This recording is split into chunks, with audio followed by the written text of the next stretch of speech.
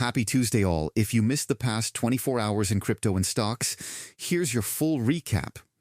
Bitcoin briefly reclaimed $89,000 but is now trading around $87,700, and Anthony Pompliano said on CNBC that Bitcoin is close to bottoming out and slowly grinding back, though the market is now forecasting Bitcoin could hit a low of $78,000 this year.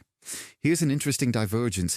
Bitcoin was trading in lockstep with the Mag 7 stocks until about a month and a half ago, but now Bitcoin is down 15% over the past year, while the Mag 7 are up 25%, which shows crypto has definitely decoupled in the short term.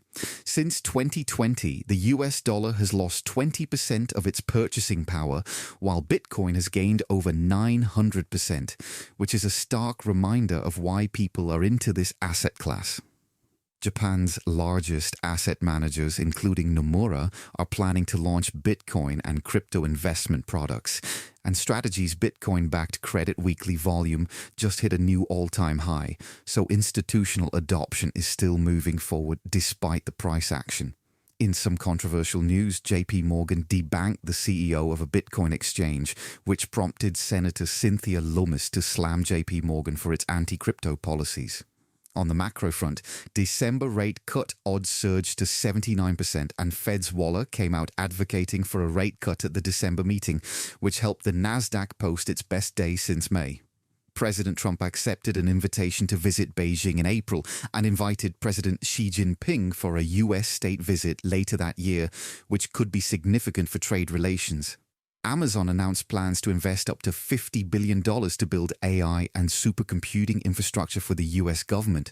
Real investment into data centers has tripled over the past 3 years, and more than half of the 1.6% US GDP growth in the first 6 months of this year came from AI-related spending, so the AI infrastructure build-out is absolutely massive.